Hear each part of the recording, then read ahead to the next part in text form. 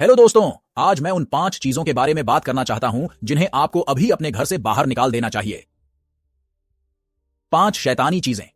आप में से ज्यादातर लोग जो कुछ समय से चैनल पर हैं, आप मेरी कहानी, मेरी गवाही जानते हैं। आप जानते हैं कि मैं कहां से आया हूं। मेरे पिताजी भी, जो अपने समय में एक निश्चित समय पर, जब वे प्रिटोरिया में प्रचारक थे, बहुत से लोगों की मदद की जो शैतान के कब्जे में थे। शुरुआत शैतानवादियों से हुई जो मसीह को स्वीकार करना चाहते थे, और फिर यह दूसरे लोगों तक भी पहुंचा। कभी कभी स्कूल से उन्हें या यहां तक कि पुलिस को भी बुलाया जाता था। कभी कभी वे घर पर प्रार्थना करते थे। मेरा कमरा उनके अध्ययन कक्ष के ठीक बगल में था, जहां मैंने सभी शोर सुने।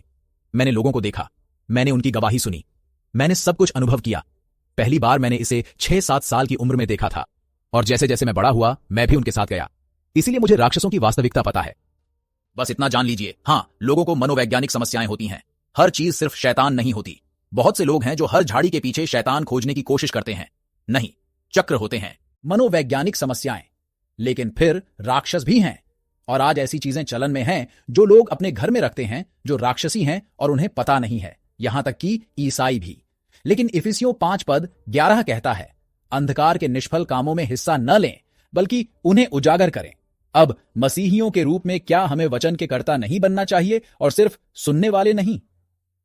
क्या हमें अंधकार के निष्फल कामों में हिस्सा नहीं लेना चाहिए, बल्कि उन्हें उजागर करना चाहिए?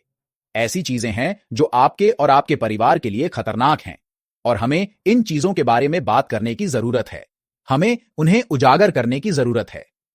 1 थिस्सलुनीकियों 5:22 कहता है, हर तरह की बुराई से दूर रहो। अब मुझे पता है कि इस वीडियो में कुछ सामग्री कुछ लोगों को चौंका सकती है, लेकिन कृपया मेरी पृष्ठभूमि, अनुभव और जो मैं आज आपको बताने जा रहा हूं उसे समझें। वह भी बाइबल से है। अब पहली बात, आपको बस इतना करना है कि परमेश्वर से अपने घर में मौजूद उन चीजों के बारे में पूछें जिन्हें आपको हटाने की जरूरत है और जो शैतानी हो सकती हैं। 1 कुरिन्थियों 2:13 कहता है, और हम इसे मानवीय बुद्धि से नहीं बल्कि आत्मा से सिखाए गए शब्दों में बताते हैं, जो आत्मिक लोगों के लिए आत्मिक सत्य की व्याख्या करते हैं। अतः हम आत्मिक युद्ध में हैं, और इसीलिए आपको आत्मिक युद्ध में सहायता के लिए आत्मा की आवश्यकता है। और पवित्र आत्मा सभी सत्य जानता है, और जब आप उससे प्रार्थना करते हैं और उससे मार्गदर्शन मांगते हैं तो वह आपकी मदद करेगा। वह आपको बताएगा कि कब कुछ परमेश्वर की ओर से नहीं है। आपको सही और गलत के बीच विवेक देने के अलावा वह आपको शांति भी देता है। जब आपको आत्मा में किसी बात को लेकर शांति नहीं मिलती है तो आप जानते हैं कि यह सही नहीं है। अगर आपको किसी बात पर संदेह है और आप उसके साथ आगे बढ़ते हैं तो यह पाप हो सकता है। अगर आपको संदेह है, अगर आपके पास वह शांति नहीं है, तो उससे छुटकारा पाएं। हम रोमियो 14:23 में एक उदाहरण पढ़ते हैं, लेकिन जो कोई संदेह करता है वह दोषी ठहराया जाता है यदि वह इसलिए क्या नहीं करता।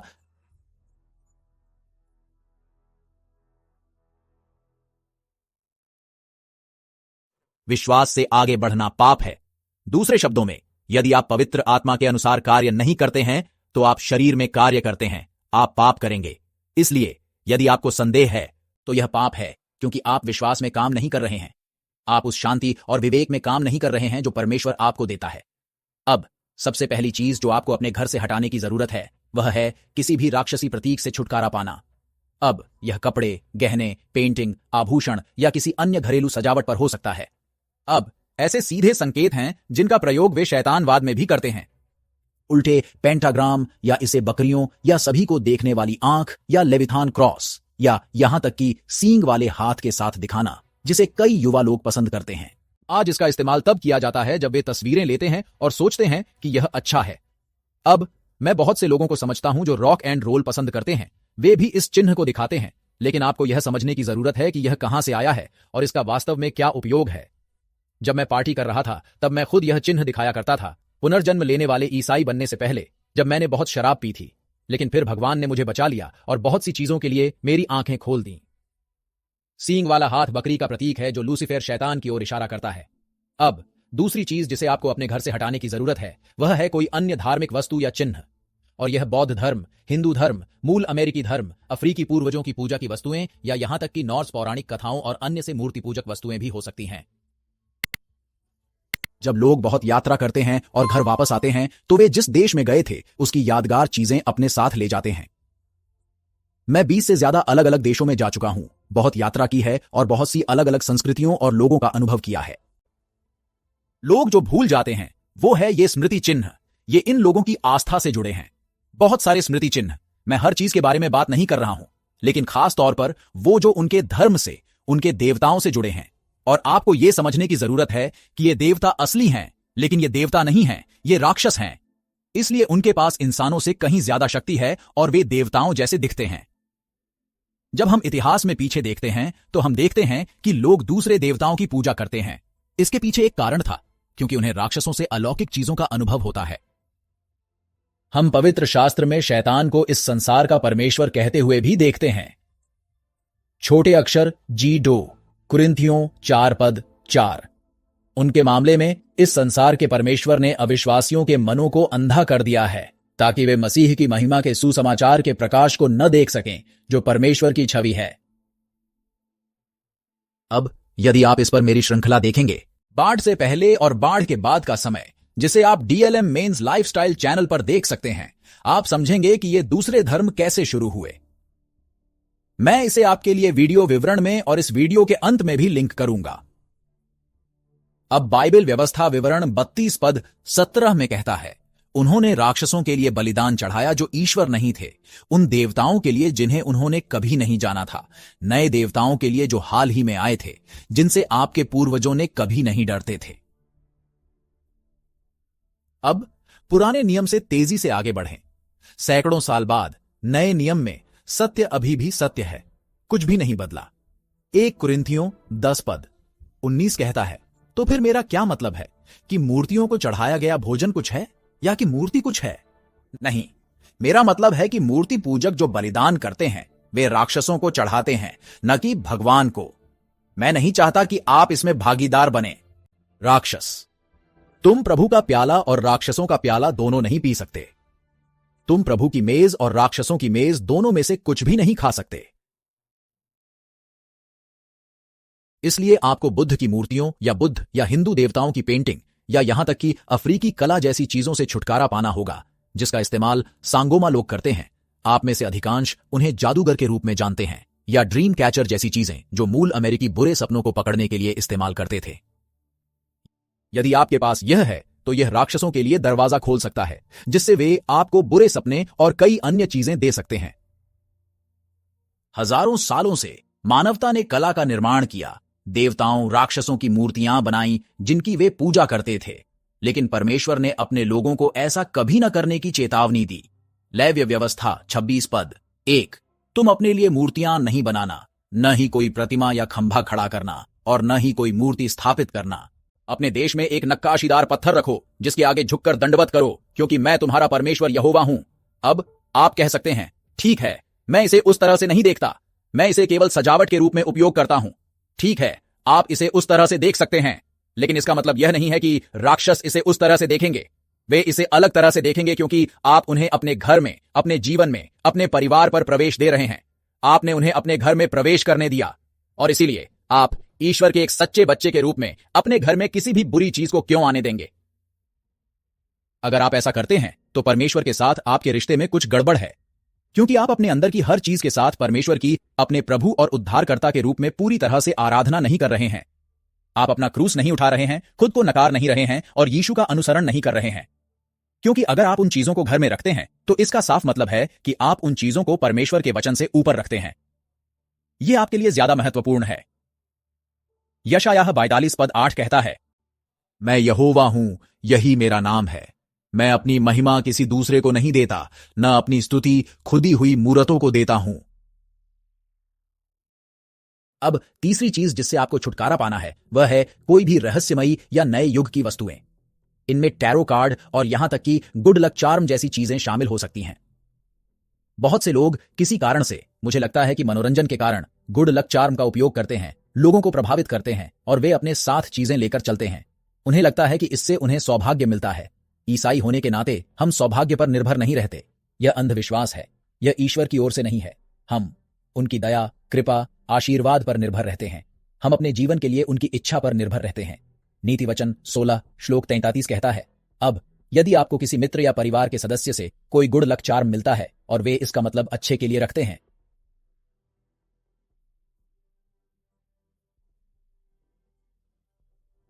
इसे न पहने। खास तौर पर अगर यह खरगोश के पैर जैसा हो, या हाल ही में मैंने सुना है कि कुछ लोग क्रिस्टल को अपने साथ रखते हैं जैसे कि यह उन्हें सौभाग्य लाएगा। ये चीजें बुरी हैं, यह आपको सौभाग्य नहीं लाएगी। आशीर्वाद, यह वास्तव में आपको विपरीत परिणाम देगा। आप बुराई के लिए दरवाजे खोल रहे हैं। आप अपने जीवन को प्रभावित करने के लिए राक्षसों को अपने जीवन में पैर जमाने दे रहे हैं। अब अन्य चीजें जिनसे आपको छुटकारा पाने की आवश्यकता है, वे हैं ऐसी चीजें या वस्तुएं जो आपको आध्यात्मिक दुनिया या मृतकों से जुड़ने में मदद करती हैं। लैव्य व्यवस्था 19 श्लोक 31 कहता है, माध्यमों या भूत प्रेतों की ओर मत मुड़ो, उनकी तलाश मत करो, और इसलिए उनके द्वारा अपने आप को अशुद्ध बनाओ। मैं तुम्हारा परमेश्वर यहोवा हूं। इसलिए कृपया आज मेरी बात सुनो। अपने घर में ऐसी चीजें न रखें जैसे कि ओइजा बोर्ड, क्रिस्टल बाउल जो आपको भविष्य बताता है, या यहां तक कि चाय की पत्तियों का उपयोग भी न करें। दक्षिण अफ्रीका में भी, ईसाइयों के बीच भी कुछ महिलाएं हैं जो कहती हैं, नहीं, वे चाय की पत्तियों को पढ़ सकती हैं, वे भविष्य जान सकती हैं। यह ईश्वर की ओर से नहीं है। बाइबल में ऐसा कहां है? भविष्य कथन, भविष्य में क्या होगा यह देखना, ये सब बातें दुष्टता से हैं। परमेश्वर आपको कुछ ऐसी चीजों के बारे में भी बता सकता है जो आपकी प्रार्थना के दौरान घटित हो सकती हैं, लेकिन यह अलग बात है। परमेश्वर स्वयं आपसे बात कर रहा है और अपने वचन और दूसरे विश्वासियों के जरिए इसकी पुष्टि कर रहा है। लेकिन यह कुछ और है। उदाहरण के लिए, नेक्रोमेंसी भी वर्जित है, मरे हुए लोगों से बात करना। आप ऐसा नहीं कर सकते क्योंकि वे मर चुके हैं। इस दुनिया से तो मर चुके हैं, लेकिन वे या तो स्वर्ग में हैं या नर्क में। वे आपकी बात नहीं सुन सकते, केवल भगवान ही सुन सकते हैं, और राक्षस जो मृत परिवार के सदस्य होने का दिखावा कर सकते हैं। और यही वह बात है जो आप दक्षिण अफ्रीका में अफ्रीकी संस्कृति में बहुत देखते हैं, जो पूर्वजों की पूजा करते हैं। जब ये प्राणी उन्हें ऐसे दिखाई देते हैं जैसे कि वे उनके मृत दादा दादी या उनके परिवार के लोग हों, वे राक्षस हैं जो मनुष्य होने का दिखावा करते हैं, विशेष रूप से ऐसे मनुष्य जो मर चुके हैं। व्यवस्था विवरण 18 पद 10 कहता है, आनी तुम्हारे बीच ऐसा कोई न हो जो अपने बेटे या बेटी को बलि के रूप में जलाए। कोई भी जो भविष्य बताने का काम करता है, या भविष्य बताने वाला, या शकुन विचारने वाला, या टोना करने वाला, या सपेरा, या भूत सिद्धि करने वाला, या मृतकों के विषय में पूछताछ करने वाला। क्योंकि जो कोई ऐसे काम करता है वह यहोवा के सम्मुख घृणित है। यशायाह 8 पद 19 कहता है, और जब लोग तुमसे कहें, ओझाओं और भूत सिद्धि करने वालों से पूछो जो गुनगुनाते और बकते हैं, तो क्या लोगों को अपने परमेश्वर से नहीं पूछना चाहिए? क्या उन्हें जीवितों के लिए मरे हुओं से पूछना चाहिए? आप देखिए, आप ईश्वर और दुनिया के लिए नहीं जी सकते। अगर बाइबल एक बात कहती है और आपकी संस्कृति दूसरी बात कहती है, और आप अपनी संस्कृति का अनुसरण करते हैं, तो आप पाप करते हैं। आपको हर बात में परमेश्वर के वचन का पालन करना होगा। हमारी संस्कृतियों में ऐसी कई चीजें हैं जो बाइबल के अनुसार सही नहीं हैं, और आपको ऐसा करना बंद कर देना चाहिए, या फिर आप ऐसा करके एक गुनगुने ईसाई बन सकते हैं और परमेश्वर को अपने मुंह से आपको बाहर निकालने दें। प्रकाशित वाक्य 3 पद 16 के अनुसार। अब आप में से कुछ लोग मेरी बातों से नाराज हो सकते हैं, लेकिन कृपया नाराज ना हो, भावुक ना हो, बस तथ्यों को देखें और पवित्र शास्त्र को देखें। मैं यह बहुत प्यार से कह रहा हूं, और अगर हम एक दूसरे से सच्चा प्यार करते हैं और चाहते हैं कि एक दूसरे का उद्धार हो और वे नरक में न जाएं, तो हमें प्यार से सच बोलना चाहिए। अब चौथी चीज जिससे आपको छुटकारा पाना है, वह है किसी भी तरह का जादू टोना अपने घर में। यह किताबें या जादू टोने से जुड़ी कोई भी चीज हो सकती है। आध्यात्मिक दुनिया में ऐसी कोई रहस्यमयी ऊर्जा नहीं है जिसका आप दोहन करके शक्ति प्राप्त कर सकें। केवल ईश्वर, उनके देवदूत और पतित देवदूत हैं, और उनके पास शक्ति है और वे अपनी शक्ति लोगों को दे सकते हैं, लेकिन इसके लिए बहुत बड़ी कीमत चुकानी पड़ती है। इसलिए जादू टोने से जुड़ी हर चीज से छुटकारा पाना बहुत जरूरी है। कुछ लोगों के पास ऐसी चीजें हो सकती हैं जिनके बारे में उन्हें पता भी नहीं होता। तो मैं आपसे बस यही पूछना चाहता हूं, उदाहरण के लिए, क्या आपके घर में हैरी पॉटर की किताबें हैं? निर्गमन 22 श्लोक 18 कहता है, तू जादूगरनी को जीवित न रहने देना। भगवान जादू टोने के खिलाफ कितने गंभीर हैं। इसलिए भले ही आपके पास हैरी पॉटर की किताब हो या आपने कोई जादू की छड़ी या ऐसा कुछ खरीदा हो, उसे फेंक दीजिए। आज मनोरंजन, हॉलीवुड, इल्लुमिनाटी, बुराई शैतान द्वारा नियंत्रित है। वे स्टोर बदल देंगे। और आपके लिए बुराई को स्वीकार करना बहुत दिलचस्प बना देते हैं। आजकल लोग ऐसी फिल्में और सीरीज देखते हैं जिनमें वेयरवुल्फ और वैम्पायर होते हैं और चुड़ैलें होती हैं। आप जानते हैं, चुड़ैलों के बारे में बहुत सी सीरीज होती हैं। और हैरी पॉटर में लोग सोचते हैं, ओह यह बढ़िया है, और वे इसे ध्वनि प्रभावों, संगीत, विशेष प्रभावों के साथ बढ़िया दिखाते हैं। लेकिन यह बढ़िया नहीं है, यह बुराई है। असली जादू टोना बुराई है। जादूगर, चुड़ैलें, वे अपनी शक्ति राक्षसों से प्राप्त करते हैं, उसी तरह जैसे मशहूर हस्तियां या संगीतकार अपनी शक्ति, अपनी आत्मा शैतान को बेचकर प्रसिद्ध होने का हुनर प्राप्त करते हैं। मैं यह नहीं कह रहा हूं कि हर कोई ऐसा करता है, लेकिन कुछ लोग हैं। इसलिए वे इस छोटी अस्थाई दुनिया में थोड़ी सी शक्ति के लिए अपनी आत्मा बेच देते हैं, और फिर वे हमेशा के लिए अपनी आत्मा खो देते हैं। यह हमें नंबर 5 पर लाता है, राक्षसी मनोरंजन, खेल, संगीत और फिल्में। अगर पवित्र आत्मा आपको किसी बात पर शांति नहीं देती है तो उससे छुटकारा पा लें। देखिए, आप हमेशा अपने बच्चों की रक्षा नहीं कर सकते और उन्हें सिर्फ एक बुलबुले में नहीं रख सकते। वे स्कूल में चीजों का अनुभव करेंगे, लेकिन जब वे स्कूल या अपने दोस्तों से वापस आएंगे तो उनके पास आप होंगे जो उन्हें पवित्र शास्त्र की सच्चाई सिखाएंगे कि उन्हें किस बात का ध्यान रखना चाहिए। और इसलिए आपको सब कुछ फेंकने की जरूरत नहीं है, लेकिन सिर्फ वे चीजें जो आप जानते हैं ये भगवान की ओर से नहीं है। ये मेरे बच्चे या यहां तक कि मुझ पर भी नकारात्मक तरीके से प्रभाव डालने वाली हैं। इससे छुटकारा पाएं। अपने बच्चों को ऐसी चीजें न देखने दें जो इल्यूमिनाती के जरिए बुराई द्वारा बनाई गई हैं, ताकि छोटी उम्र से ही उनके सोचने के तरीके को बदला जा सके। आपको आज के बच्चों के कार्यक्रमों को भी देखना चाहिए कि वे वहां सब कुछ कैसे बुनते हैं। यह 10-5 साल पहले जैसा नहीं है, यह बदल गया है। वे नई पीढ़ी को यह सोचने के लिए प्रभावित कर रहे हैं कि अच्छाई बुराई है और बुराई अच्छाई है। इसलिए लोग सोचने लगते हैं, यार लोगों के पास अब सामान्य ज्ञान क्यों नहीं है। सामान्य ज्ञान, नीति वचन 22 पद 6 कहता है, बच्चे को उसी मार्ग पर चलना सिखाओ जिस पर उसे चलना चाहिए। जब वह बूढ़ा हो जाएगा तब भी वह उससे विचलित नहीं होगा। जब वे बड़े हो जाते हैं और आप उन्हें कुछ देखते हैं और आप जानते हैं, ओह यह भगवान की इच्छा का हिस्सा नहीं है, तो बस उनके साथ बैठकर थोड़ा देखें। बस अजीब व्यवहार न करें और टीवी बंद करके बस यह न कहें कि हम यह नहीं देखेंगे। और वे आपसे पूछें, क्यों नहीं? और आप कहते हैं, क्योंकि मैं ऐसा कहता हूं। नहीं, आपको पवित्र आत्मा की बुद्धि के साथ इसे बेहतर ढंग से संभालना होगा। जाकर बैठो, थोड़ा देखो, अपने बच्चे से बात करो और कहो, क्या तुम यह देखते हो? यह वास्तव में शैतानी है, यह है और यह है। उन्हें समझाओ, उन्हें प्यार से सच्चाई सिखाओ। और फिर उन माता पिता के लिए जो पूरी तरह से दूसरी तरफ हैं, जिनके लिए लगभग हर चीज शैतानी है, कृपया अपने बच्चों के साथ कठोर न हो। आप बहुत अधिक कानूनी हो जाएंगे और उन्हें सुसमाचार से, परमेश्वर से दूर कर देंगे। हर पत्थर के पीछे कोई एजेंडा या बुरी आत्मा नहीं होती, और बहुत से लोग जो ऐसा सोचते हैं वे डर की वजह से ऐसा सोचते हैं। आप हर चीज से डरते हैं, नहीं। खुद को शिक्षित करें, मसीह के ज्ञान में बढ़ें और फिर इसे सही तरीके से संभालें। आत्मा को आपका मार्गदर्शन करने दें।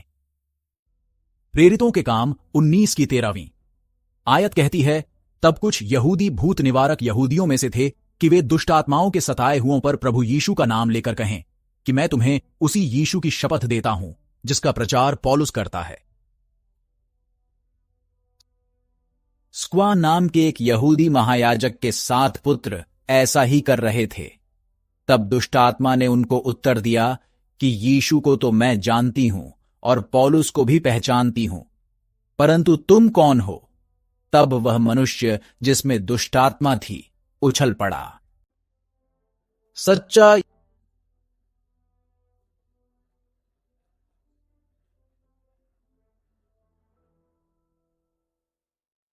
यीशु मसीह में विश्वास करने वाला इस दुनिया का एकमात्र व्यक्ति है जिसके अंदर पवित्र आत्मा है, जो राक्षसों को बाहर निकाल सकता है। और अलग अलग धर्मों के लोगों में समय समय पर राक्षस आते हैं। हर कोई नहीं, लेकिन कुछ लोग। क्यों? क्योंकि वे इन देवताओं की पूजा करते हैं जो वास्तव में राक्षस हैं। इसलिए इन राक्षसों की पूजा करने से इन राक्षसों के लिए उनके जीवन में आने का रास्ता खुल जाता है। इसी तरह ये लोग दिलचस्प जादुई चीजों का अभ्यास करने में सक्षम होते हैं। जैसे कि अगर हम फिरौन के पास वापस जाते हैं, जैसे जादूगरनी जो जादू करती थी। अब मेरे साथ बाकी पढ़ें। श्लोक 17। और यह बात इफिसुस के सभी निवासियों, यहूदियों और यूनानियों दोनों को पता चली, और उन सभी पर भय छा गया। और प्रभु यीशु का नाम की प्रशंसा की गई। इसके अलावा जो लोग अब विश्वासी बन चुके थे, उनमें से भी बहुत से लोग आए और उन्होंने अपने रीति रिवाजों को स्वीकार किया और बताया। और बहुत से जादू टोना करने वालों ने अपनी अपनी पुस्तकें इकट्ठी करके सबके सामने जला दी। आप देखिए, जब उन्होंने सच्चाई देखी और समझा कि ईश्वर ईश्वर है और ये दूसरे नकली ईश्वर वास्तव में ईश्वर नहीं बल्कि राक्षस हैं, तो वे आए और अपनी किताबें जला दी, क्योंकि उन्हें सच्चाई का एहसास हो गया था। और उन्होंने उनका मूल्य गिना और पाया कि यह 50,000 चांदी के सिक्के थे। इसलिए प्रभु का वचन बढ़ता गया और प्रबलता से प्रबल होता गया। तो अगर आपको अपने घर में इनमें से कोई भी वस्तु या चीज मिले तो आपको क्या करना चाहिए? ठीक है, वही करें जो इन लोगों ने किया, इसे त्याग दें और जला दें। और फिर भगवान से माफी मांगें कि आपके कमरे में यह वस्तु थी। यीशु मसीह के नाम पर अपने पूरे घर और अपने परिवार को साफ करें। यदि आप उससे आपकी रक्षा करने के लिए कहेंगे तो वह आपकी रक्षा करेगा। 2 थिस्सलुनीकियों 3:3। लेकिन प्रभु विश्वास योग्य है, वह आपको स्थापित करेगा और दुष्ट से आपकी रक्षा करेगा। अब ऐसी कई चीजें हैं जिनका मैं शायद यहां उल्लेख कर सकता हूं और जिनसे आपको सावधान रहने की आवश्यकता है। लेकिन एक बात है जिसका मैं इस वीडियो में उल्लेख करना चाहता हूं। आप कुछ अन्य वीडियो देख सकते हैं जहां मैंने कुछ अन्य चीजों का उल्लेख किया है, लेकिन आज मैं केवल इसका उल्लेख करना चाहता हूं क्योंकि आप में से कुछ को इसे सुनने की आवश्यकता हो सकती है। योग से सावधान रहें। आज भी ईसाई योग है और मुझे पता है कि मैंने उन सभी कारणों को सुना है कि लोग क्यों कहते हैं कि वे योग करते हैं। लेकिन एक बार जब आप सच्चाई जान लेते हैं तो वे कारण पर्याप्त नहीं होते और आप पिलेट्स या कुछ और कर सकते हैं जिसमें भगवान ब्रह्मा की पूजा शामिल नहीं है। यह सीधे पूर्वी रहस्यवाद से आता है और यह खतरनाक है, खासकर जब वे मंत्रों का प्रयोग करते हैं। भरोसा करें। और हां, मैंने इसके बारे में एक पूरा वीडियो बनाया है, इसलिए मैं इस वीडियो में बहुत लंबा नहीं बोलूंगा। योग का वीडियो यहां देखें। आप यहां पूरी प्लेलिस्ट भी देख सकते हैं जहां मैं आपको दिखाता हूं कि अगर आप कभी ऐसी स्थिति में हो तो आप किसी व्यक्ति में से शैतान को कैसे बाहर निकाल सकते हैं। सब्सक्राइब करना न भूलें और कभी न भूलें कि भगवान आपसे प्यार करते हैं और मैं भी आपसे प्यार करता हूं। अलविदा।